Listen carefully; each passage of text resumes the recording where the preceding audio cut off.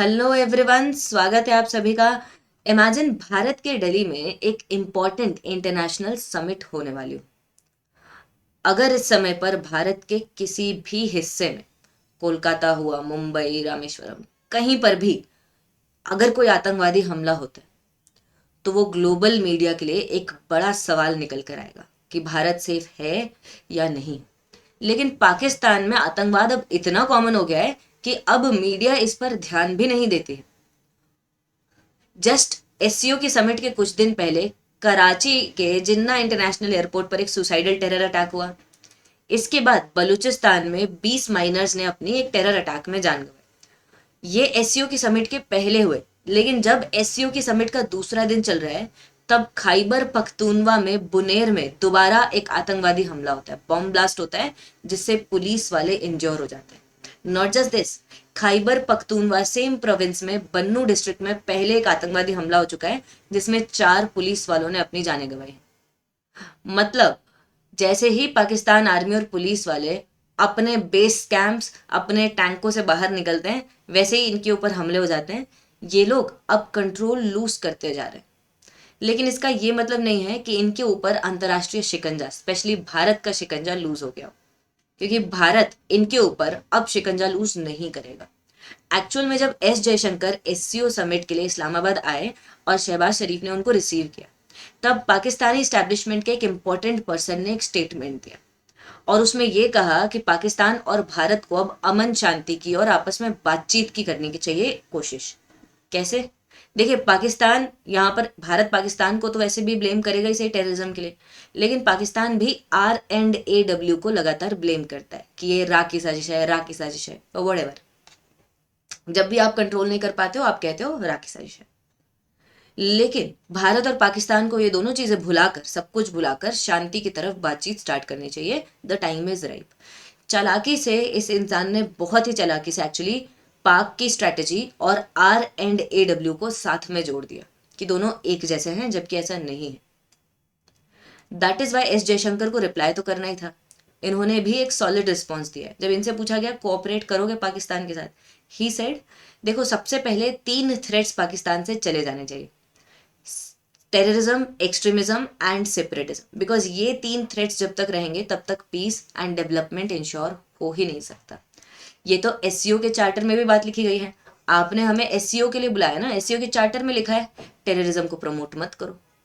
जब ये तीनों चीजें हो पाएंगी तभी दोनों कंट्रीज में ट्रस्ट एंड कोऑपरेशन आ पाएगा, और उसी के बाद से आप देखोगे development, people to people exchanges बढ़ने लग जाएंगे, और फिर हम ग्लोबल चैलेंजेस के बारे में भी कुछ सोच सकते हैं। This was his address at the SCO summit.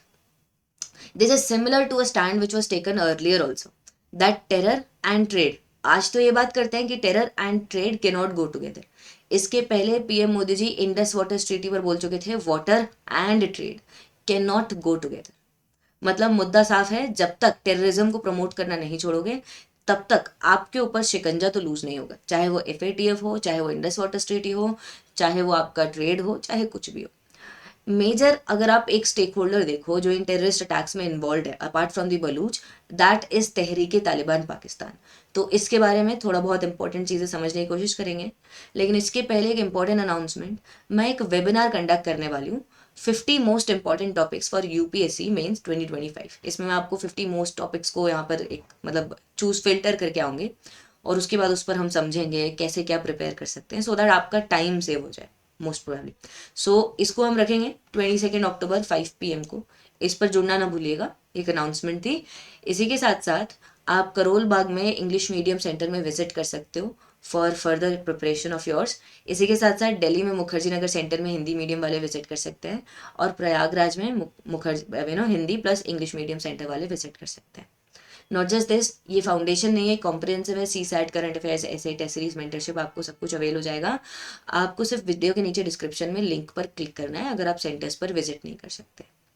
और इसी के साथ साथ this is little bit information about me, ये QR कोड को स्कैन कर सकते हो या ये टेक्स्ट टाइप कर लेना सीधा सीधा टेलीग्राम पर, to get connected to Telegram group, जिसमें आपको बाकी सारी अपडेट्स और भी काफ़ी हेल्प मिल जाएगी रिगार्डिंग प्रिपरेशन।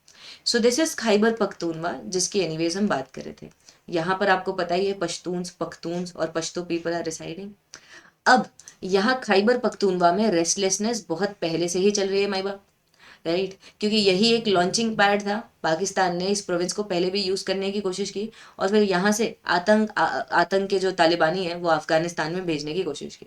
वैसे तो पाकिस्तान में ऐसे पूरे पाकिस्तान में ही मदरसे चलते थे, तालिबानियों को ट्रेन करके अफगानिस्तान में भेजो, और इससे इन्होंने अफगानिस्तान में स्ट्रेटेजिक डेप्थ को हासिल करने में यहाँ पर एफर्ट्स जुटाए। लेकिन वो हो नहीं पाया ऑफ कोर्स, क्योंकि ना ही इधर बैठा पश्तून ना ही उधर बैठा पश्तून कभी दुरंद लाइन को मानेगा, और इसी के साथ साथ इनके लिए दूसरे ऐसे रोग एलिमेंट्स क्रिएट हो गए।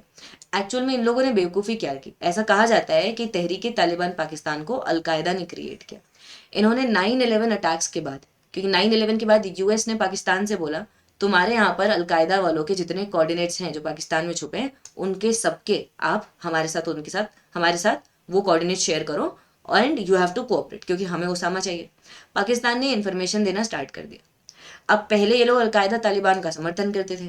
अब वो कहते हैं ना, हिलरी क्लिंटन ने भी एक बार कहा था, you can't grow snakes in your own backyard and then expect कि ये सिर्फ आपके नेबर्स को काटेंगे। ये स्पेसिफिकली इन्होंने पाकिस्तान को कहा था रिगार्डिंग टेररिज्म, कि अगर अपने बैकयार्ड में स्नेक पालोगे तो ये आपके नेबर के साथ साथ आपको भी काटने आएगा कभी ना कभी। और ऐसा ही कुछ हुआ।